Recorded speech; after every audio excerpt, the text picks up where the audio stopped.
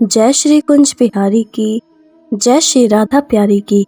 हरे कृष्णा कृष्णा कृष्णा हरे हरे, हरे रामा राम राम हरे हरे।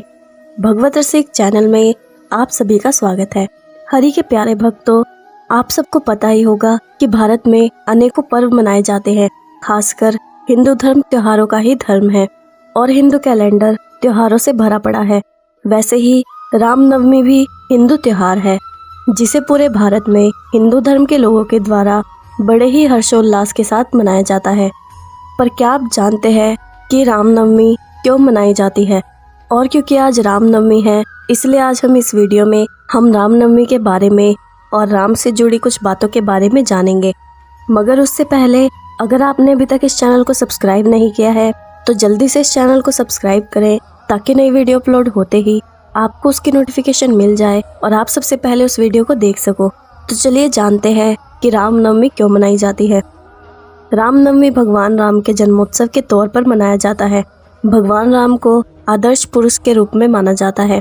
पौराणिक कथाओं और कहानियों को खंगोले तो आपको यही सीख मिलती है कि एक पुरुष का चरित्र भगवान राम की तरह होना चाहिए। रामनवमी एक ऐसा त्योहार है जिसमें पूरे भारतवर्ष में भगवान राम का जन्मदिन हर्षोल्लास के साथ मनाया जाता है। इस दिन देश में इस अवसर को काफी धूमधाम से मनाते हैं। कहा जाता है कि रामनवमी के दिन भगवान श्री राम का जन्म हुआ था। शास्त्रों के अनुसार माना जाता है कि भगवान विष्णु ने 7वें अवतार में भगवान राम के रूप में त्रेता युग में जन्म लिया था। भगवान राम का जन्म रावण के अत्याचारों को खत्म करने और पृथ्वी से दुष्टों को खत्म कर नए धर्म की स्थापना के लिए हुआ था। इसलिए भगवान राम के जन्मोत्सव के रूप में रामनवमी का पर्व मनाया जाता है। शास्त्रों के अनुसार ये भी माना जाता है कि भगवान राम ने लंका पर विजय प्राप्त करने के लिए माँ दुर्गा की उपासना की थी। इसलिए चैत्र मास के नवरात्रि के समापन के बाद ही रामनवमी का पर्व आता है। इस दिन बहुत से हिंदू लोग अयोध्या जाकर सूर्य नदी में स्नान करते हैं। इस दिन बहुत से जगहों में व्रत भी रखे जाते हैं और हवन कराए जाते हैं। ऐसी मान्यता है कि इस दिन व्रत रखने से उपासक की सारी मनोकामनाएं पूर्ण होती है और मनवांछित फल की प्राप्ति होती है। इस दिन अयोध्या में चैत्र राम मेले का आयोजन किया जाता है जिसमें हर वर्ष अच्छी खासी भीड़ देखी जा सकती है। रामनवमी के दिन स्नान करने के बाद घरों में और मंदिरों में रामचरितमानस का पाठ किया जाता है और कई जगह पुराणों का भी आयोजन किया जाता है। यही कारण है कि हर वर्ष इसी दिन हिंदू धर्म के लोग भगवान राम के जन्म दिवस को रामनवमी के तौर पर धूमधाम से मनाते हैं। क्योंकि यह पर्व भगवान राम से जुड़ा हुआ है, इसलिए हिंदू धर्म के लोगों के लिए यह दिन काफी शुभ होता है। तो चलिए अब जानते हैं कि राम राम 2 बार ही क्यों बोला जाता है। आमतौर पर जब भी हम किसी से मिलते हैं तो उससे मिलने के लिए राम राम बोलते हैं और दूसरा व्यक्ति भी हमें राम राम बोलता है। लेकिन क्या आपने कभी इस बात पर ध्यान दिया है कि हम सभी एक ही नाम को 2 बार क्यों बोलते हैं? हालांकि यह आज से ही नहीं बल्कि आदिकाल से ये शब्द बोला जा रहा है, जिसके बारे में शायद ही किसी ने कभी सोचा होगा। अगर अब आपके मन में भी कुछ ऐसा सवाल पैदा हो रहा है तो आज मैं आपको ये बताती हूँ कि आखिर राम राम को 2 बार ही क्यों बोला जाता है। दरअसल 2 बार राम राम बोलने के पीछे बहुत बड़ा रहस्य है, क्योंकि यह आदिकाल से ही चला आ रहा है। हिंदी की शब्दावली में र 27वां शब्द है और आ की मात्रा दूसरा और म 25वां शब्द है। अब तीनों अंकों का योग करें तो 54 बनता है, अर्थात एक राम का योग 54 हुआ। इसी प्रकार 2 राम राम का कुल योग 108 होगा। हम जब भी कोई जाप करते हैं तो 108 मनके की माला गिनकर करते हैं, पर सिर्फ राम राम कह देने से ही पूरी माला का जाप हो जाता है और पूरी माला का फल हमें मिलता है। असल में जिस तरह से शरीर के लिए एक बार में 2 बार सांस लेना जरूरी है, जैसे एक बार अंदर और एक बार बाहर लेने के बाद ही सांस की एक बार की पूर्ति होती है, वैसे ही राम राम 2 बार बोलने से एक बार अपने कर्म के लिए और दूसरी बार सामने वाले के उद्धार के लिए। जैसे एक बार हम ऑक्सीजन लेते हैं अपने लिए और कार्बन डाइऑक्साइड छोड़ते हैं पेड़ पौधों के लिए, उसी प्रकार लेन देन प्रकृति का मूल कर्म है। इसलिए राम राम को 2 बार बोला जाता है।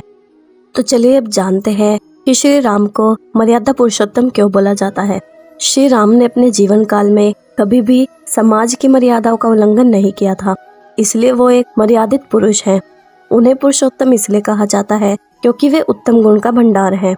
वाल्मीकि रामायण में उनके गुणों का उल्लेख किया गया है, जैसे श्री राम बड़े ही रूपवान और पराक्रमी थे, किसी के दोष नहीं देखते थे, भूमंडल में उनकी समता करने वाला कोई नहीं था। वो अपने गुणों से पिता दशरथ के समान और योग्य पुत्र थे। वो सदा शांत चित्त रहते थे और सांत्वना पूर्वक मीठे वचन बोलते थे। अगर उनसे कोई कठोर बात भी कह देता था तो वो उसका उत्तर नहीं देते थे। अगर कभी कोई एक बार भी उन पर उपकार कर देता था तो वो उसके उस एक ही उपकार से सदा संतुष्ट रहते थे और मन को वश में रखने के कारण किसी के सैकड़ों अपराध करने पर भी उनके अपराधों को याद नहीं रखते थे। अस्त्र शस्त्रों के अभ्यास के लिए उपयुक्त समय में भी बीच बीच में अवसर निकालकर वो उत्तम चरित्र में, ज्ञान में और अवस्था में बड़े चढ़े सत्पुरुषों के साथ ही सदा बातचीत करते थे और उनसे शिक्षा ग्रहण करते थे। वो बड़े बुद्धिमान थे और सदा मीठे वचन बोलते थे। अपने पास आए हुए मनुष्यों से पहले स्वयं ही बात करते और ऐसी बातें मुंह से निकालते थे जो उन्हें बहुत अच्छी लगती थी। बल और पराक्रम से संपन्न होने पर भी अपने महान पराक्रम के कारण उन्हें कभी अभिमान नहीं होता था। झूठी बात तो उनके मुंह से निकलती नहीं थी। वो विद्वान थे और सदा वृद्ध पुरुषों का सम्मान किया करते थे। प्रजा का श्री राम के प्रति और श्री राम का प्रजा के प्रति बहुत प्रेम था।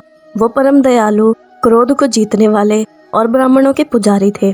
उनके मन में दीन दुखियों के प्रति बड़ी ही दया थी। वो धर्म के रहस्यों को जानने वाले थे, इंद्रियों को सदा वश में रखने वाले और बाहर और भीतर से परम पवित्र थे। अपने आचार, दया, उदारता और शरणागत रक्षा आदि में ही उनका मन लगा रहता था। वो अपने क्षत्रिय धर्म को अधिक महत्व देते थे। वो मानते थे कि क्षत्रिय धर्म के पालन से उन्हें परम धाम की प्राप्ति होगी और बड़ी प्रसन्नता के साथ उसमें संलग्न रहते थे। ये सब बातें श्री राम में थी जो उन्हें मर्यादा पुरुषोत्तम बताती थी। तो चलिए अब भगवान राम के बारे में कुछ अनोखी बातें जानते हैं। भगवान राम के लोकप्रिय चित्रण में उन्हें नीला रंग का दिखाया गया है, परंतु उनका रंग ऐसा नहीं था। वो इसके विपरीत मेघवर्ण अर्थात बादलों के रंग के थे, ना तो नीला, ना काला और ना सफेद। भगवान राम का नाम रघुवंश के गुरु महर्षि वशिष्ठ द्वारा रखा गया था। उनके नाम का एक महत्वपूर्ण अर्थ था क्योंकि ये नाम 2 बीज अक्षरों से बना था। रा से अग्नि और माँ से अमृत। अग्नि बीज ने अपनी आत्मा और शरीर को महत्वपूर्ण बनाने के लिए सेवा की और शक्ति प्रदान की, वहीं अमृत बीज ने उसे सारी थकान से उबार दिया।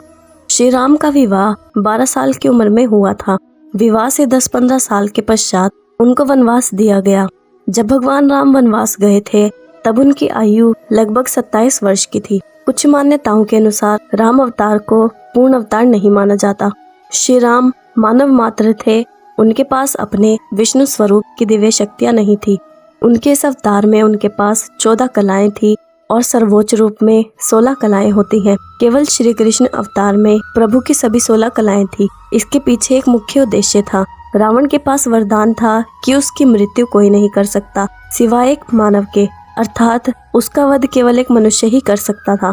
यदि राम अवतार पूर्ण अवतार होता तो उन्हें मानव के रूप में वर्गीकृत नहीं किया जा सकता था। यही कारण है कि राम अवतार को पूर्ण अवतार नहीं माना जाता और इसलिए उन्हें बंदरों की मदद लेनी पड़ी और सीता का अपहरण होने पर भी वो एक सामान्य इंसान के रूप में रोए। विष्णु सहस्त्र नाम की एक पुस्तक में भगवान विष्णु के 1000 नामों का संकलन है।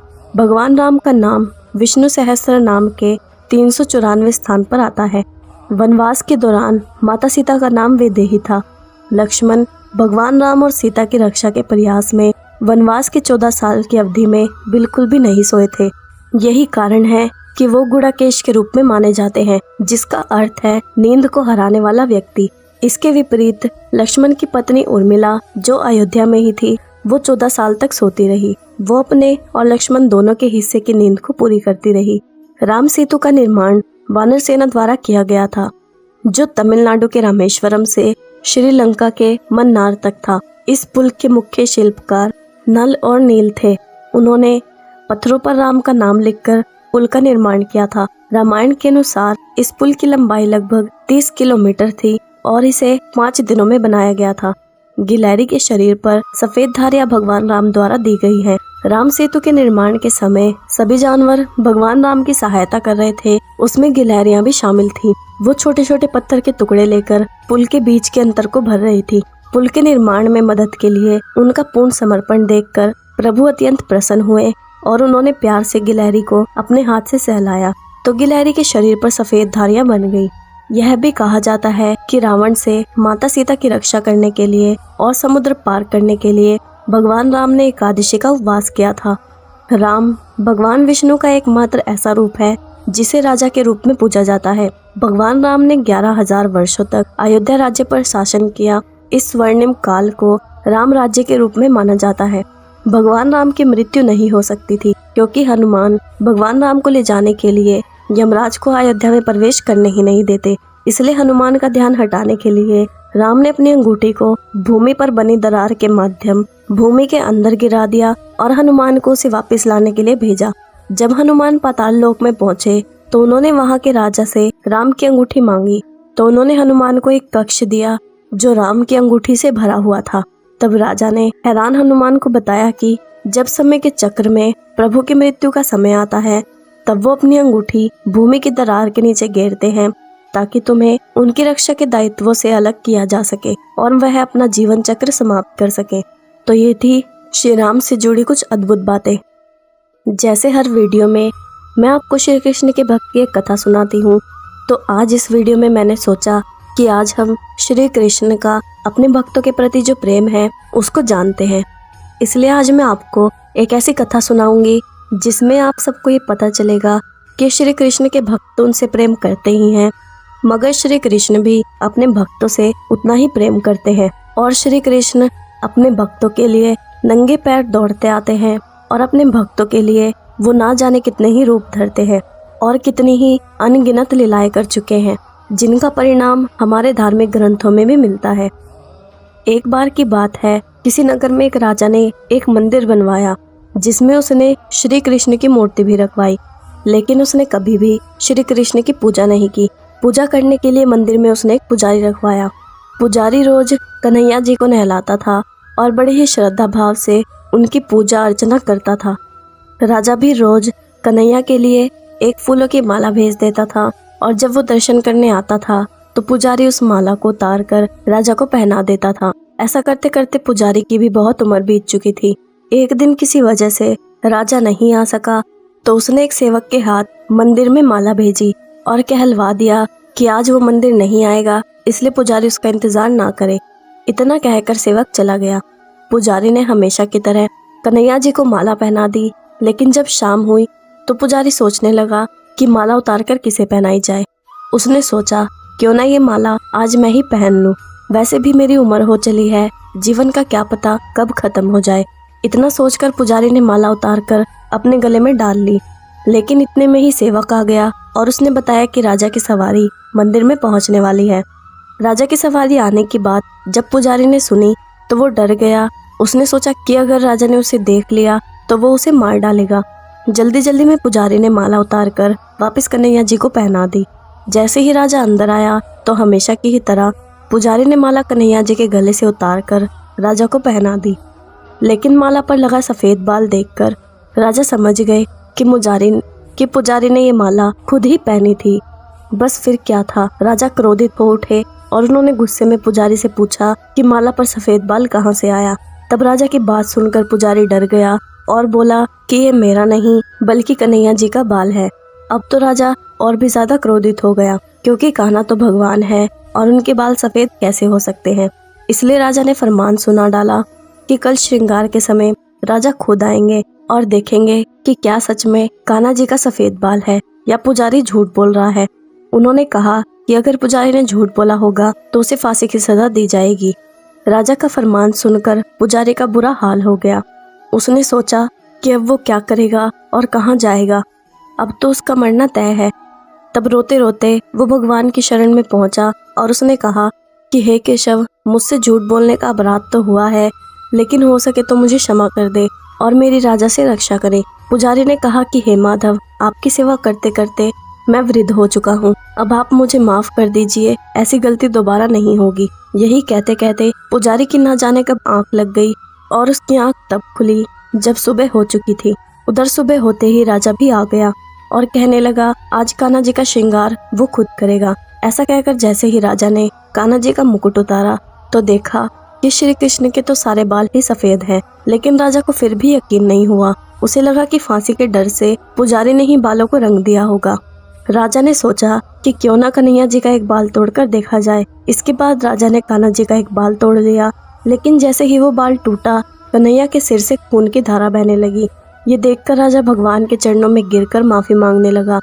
तभी श्री कृष्ण की मूर्ति से आवाज आई, हे राजन, तुमने मुझे केवल मूर्ति मात्र ही समझा, इसलिए आज से मैं तुम्हारे लिए केवल मूर्ति मात्र ही रहूंगा। लेकिन पुजारी ने सच्चे मन और पूरी श्रद्धा से मेरी भक्ति की है, इसलिए उसकी अनन्य भक्ति को देखकर मुझे अपने बाल सफेद करने पड़े। कन्हैया जी ने कहा कि भक्ति में कभी भी संशय नहीं होना चाहिए और सच्चे भक्त की लाज तो मैं कभी जाने नहीं देता। और इस तरह श्री कृष्ण ने अपने सच्चे भक्त की जान बचाई। अब मैं आपसे विदा लेती हूँ। अगर आपको ये वीडियो अच्छी लगी हो या आपको इससे कुछ सीखने को मिला हो तो इस वीडियो को लाइक और शेयर ज़रूर करना और कमेंट में मुझे ये ज़रूर बताना कि आपको आज की वीडियो कैसी लगी। जय श्री कुंज बिहारी की, जय श्री राधा प्यारी की। हरे कृष्णा कृष्णा कृष्णा हरे हरे, हरे रामा राम राम हरे हरे।